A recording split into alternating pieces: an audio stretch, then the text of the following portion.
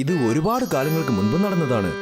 ഒരു ഗ്രാമത്തിൽ രാംബാബുവും അദ്ദേഹത്തിന്റെ ഭാര്യ സരളയും അവരുടെ 2 കുട്ടികളോടൊപ്പം ജീവിച്ചുകൊണ്ടിരുന്നു. ആ കുട്ടികളുടെ പേര് മുന്ന, പിന്നെ രാഹുൽ. സരള രാംബാബുവിന്റെ 2ാം ഭാര്യയാണ്. മുന്ന സരളയുടെയും മകൻ. അതുപോലെ രാഹുൽ രാംബാബുവിന്റെ ആദ്യത്തെ ഭാര്യയുടെ മകനാണ്. അവർ ഒരുപാട് വർഷങ്ങൾക്ക് മുൻപ് തന്നെ മരിച്ചുപോയിരുന്നു. ഇപ്പോൾ നിങ്ങൾക്ക് മനസ്സിലായി കാണും. അതായത് സരള രാഹുലിന്റെ 2ാം അമ്മയാണ്. രാഹുൽ വളരെ നിഷ്കളങ്കനായ ഒരു പയ്യനായിരുന്നു. അവന്റെ നിഷ്കളങ്കതയെക്കുറിച്ച് അങ്ങ് ദൂരെയുള്ള ആൾക്കാർക്ക് വരെ അറിയാമായിരുന്നു. രാഹുൽ ദിവസവും ഉരുളക്കിഴങ്ങും സവാളയും വിൽക്കാൻ അങ്ങ് തലസ്ഥാനം വരെ പോകുമായിരുന്നു. സവോള, ഉരുളക്കിഴങ്ങ്, ഉരുളക്കിഴങ്ങ്, സവോള, നല്ല ഫ്രഷാണ് ഉരുളക്കിഴങ്ങ്. ഒരിക്കൽ രാജാവിന്റെ ഒരു ജോലിക്കാരൻ ഉരുളക്കിഴങ്ങ് വാങ്ങാൻ വേണ്ടി അയാൾ ചന്തയിലേക്ക് വന്നു.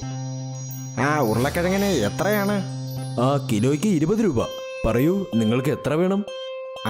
4 കിലോ തരൂ. ജോലിക്കാരൻ അവന് 100 രൂപ നോട്ടും കൊടുത്തിട്ട് പോയി. എന്നാൽ അയാൾ 20 രൂപ തിരികെ വാങ്ങാൻ മറന്നു. അവൻ അറിയാതെ 5 കിലോ ഉരുളക്കിഴങ്ങിന് താൻ 100 രൂപയാണ് വാങ്ങിയെന്ന വിവരമറിഞ്ഞതും അവൻ ഉടനെ തന്നെ ആ 20 രൂപ തിരികെ നൽകാൻ വേണ്ടി രാജാവിന്റെ ഭവനത്തിലേക്ക് പോയി. എന്നാൽ ആ സമയത്ത് രാജാവ് രാജ്യം ചുറ്റിക്കാണാൻ പോയിരുന്നു. അവിടെ ആ സമയം അദ്ദേഹത്തിന്റെ മകളായിരുന്നു ഉണ്ടായിരുന്നത്. പറയൂ, നീ എന്തിനാ ഇവിടെ വന്നത്? രാജകുമാരി, നിങ്ങളുടെ ജോലിക്കാർ എന്റെ കയ്യിൽ നിന്നും ഉരുളക്കിഴങ്ങ് വാങ്ങി. ഞാൻ അവരെ വഞ്ചിച്ച് 20 രൂപ എക്സ്ട്രായും വാങ്ങി. ഞാനത് തിരിച്ചു തരാൻ വന്നതാ. രാജകുമാരി രാഹുലിന്റെ നിഷ്കളങ്കതയും അവന്റെ സൗന്ദര്യവും കണ്ട് അവനെ പ്രണയിക്കാൻ തുടങ്ങി. നിന്റെ വീട് എവിടെയാണ്? എന്റെ വീട് ഗ്രാമത്തിലാണ്, ഒരു മലയുടെ മുകളിൽ. എനിക്ക് നിന്നോടൊപ്പം ആ ഉയരമുള്ള മലയിലേക്ക് വരാൻ പറ്റുമോ? അയ്യോ, ഉറപ്പായും. നിങ്ങൾ വന്ന് കാൽ വയ്ക്കുന്നത് ഞങ്ങളുടെ ഗ്രാമത്തിന് തന്നെ അഭിമാനമാണ്. അടുത്ത ദിവസം രാജകുമാരി രാഹുലിനെ കാണാൻ വേണ്ടി അവന്റെ വീട്ടിലേക്ക് പോയി. 2 പേരും ആ തണുത്ത കാറ്റിൽ ഒരു മരത്തിന്റെ നിഴലിൽ പക്ഷികളുടെ നടുക്ക് അവർ ഒരുമിച്ച് ഇരുന്നു.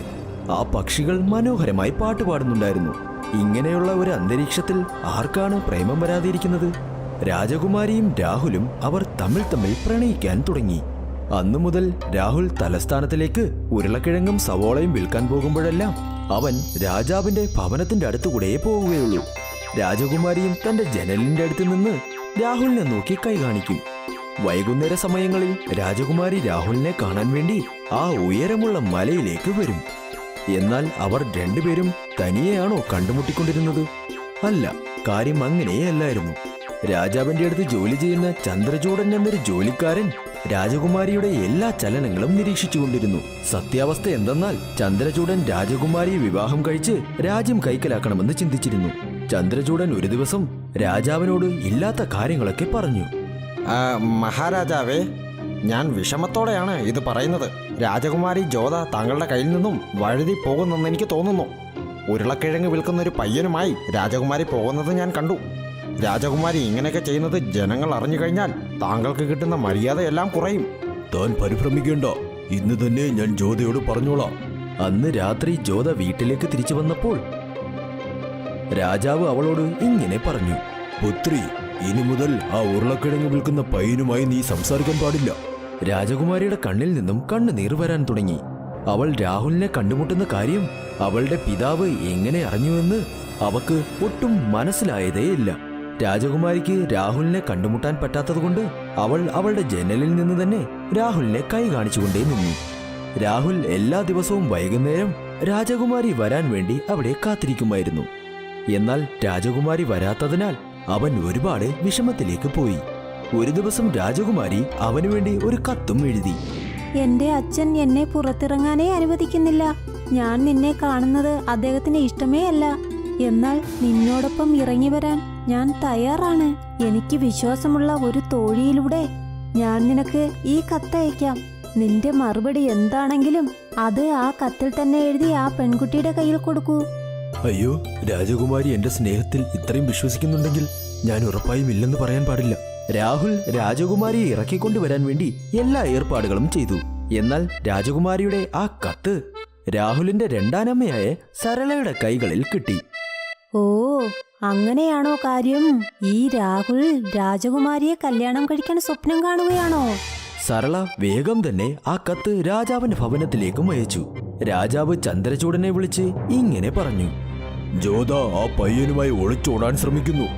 ജ്യോതയെ അടച്ചു വയ്ക്കൂ. മഹാരാജാവേ, ഞാൻ പറയുന്നത് ഒരിക്കലും തെറ്റാറില്ല. ജ്യോത രാഹുലിനെ ഇഷ്ടപ്പെടുന്നുണ്ട്. താങ്കൾ രാജകുമാരിയെ എവിടെ അടച്ചു വെച്ചാലും ജ്യോതയുടെ മനസ്സിൽ എപ്പോഴും രാഹുൽ ഉണ്ടായിരിക്കും. അതിനുവേണ്ടി ഞാൻ എന്തു ചെയ്യണം? നമ്മൾ ജ്യോതയുടെ മനസ്സിൽ നിന്ന് ആ രാഹുലിനെ പറിച്ചു മാറ്റണം. അതിനുവേണ്ടിയുള്ള ഒരു മാർഗവും എനിക്കറിയാം. ചന്ദ്രചൂഡൻ രാജാവിനെയും കൂട്ടി ഒരു മന്ത്രവാദിയുടെ അടുത്തേക്ക് പോയി. പറയൂ മഹാരാജാവേ, പറയൂ. താങ്കൾ ഈ ദരിദ്രന്റെ വീട്ടിലേക്ക് എങ്ങനെ വന്നു? ഒരു ജോലിയുണ്ട്, അത് താങ്കൾക്ക് മാത്രമേ ചെയ്യാൻ കഴിയൂ.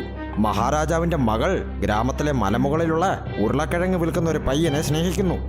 നിങ്ങൾ രാഹുലിന്റെ രൂപം മാറ്റണം. നിങ്ങൾ രാഹുലിനെ എന്ത് ചെയ്യാനാണ് ആഗ്രഹിക്കുന്നത്? അയ്യോ, രാഹുലിനെ പൂച്ച, പട്ടി, കുരങ്ങ് ഇങ്ങനെ എന്തെങ്കിലും ആക്കൂ. ആ, അപ്പോൾ നിങ്ങൾ രാഹുലിന്റെ കുറച്ച് ചോര ഇവിടെ കൊണ്ടുവരണം. ഹാ, ഉറപ്പായും. ചന്ദ്രചൂഡൻ രാഹുലിന്റെ രണ്ടാം അമ്മയെ സമീപിച്ചു.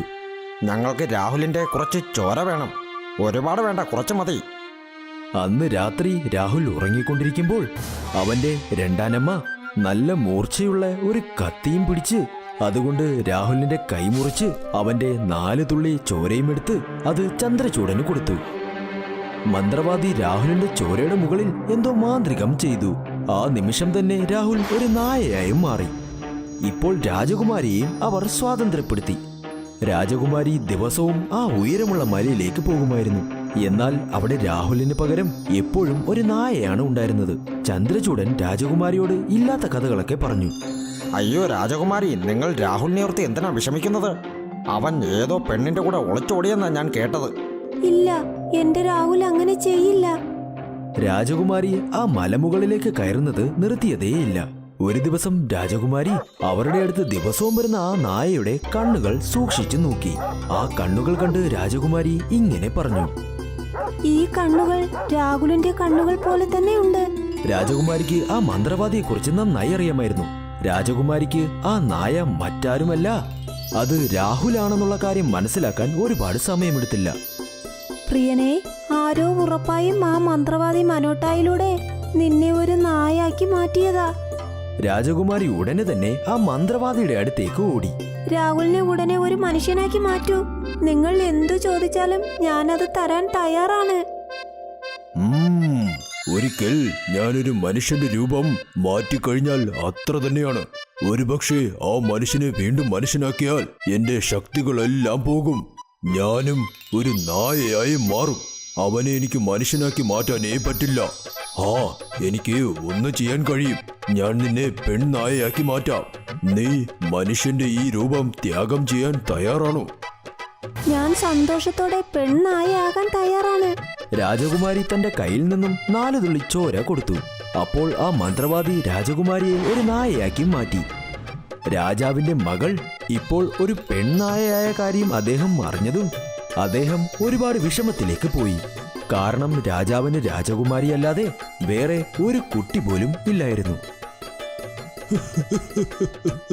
ദൈവമേ, എന്താണിത്? എന്റെ മകളെ എനിക്ക് നഷ്ടമായി. അവളുടെ പ്രേമത്തിനു വേണ്ടി അവളുടെ മനുഷ്യരൂപം തന്നെ മാറ്റുമെന്ന് ഞാൻ മനസ്സിലാക്കിയിരുന്നെങ്കിൽ ഞാൻ രാഹുലിന് തന്നെ അവളെ വിവാഹം കഴിപ്പിച്ചു കൊടുക്കുമായിരുന്നു. മറ്റൊരു വശത്ത് മന്ത്രവാദി തന്റെ മാന്ത്രിക പന്തിൽ എല്ലാം കാണുന്നുണ്ടായിരുന്നു. രാജകുമാരി ജ്യോതയുടെയും രാഹുലിന്റെയും പ്രണയം കണ്ട് ആ മന്ത്രവാദിയുടെ മനസ്സും അലിഞ്ഞുപോയി. അയാൾ രാജാവിന്റെ അടുത്ത് പോയി ഇങ്ങനെ പറഞ്ഞു.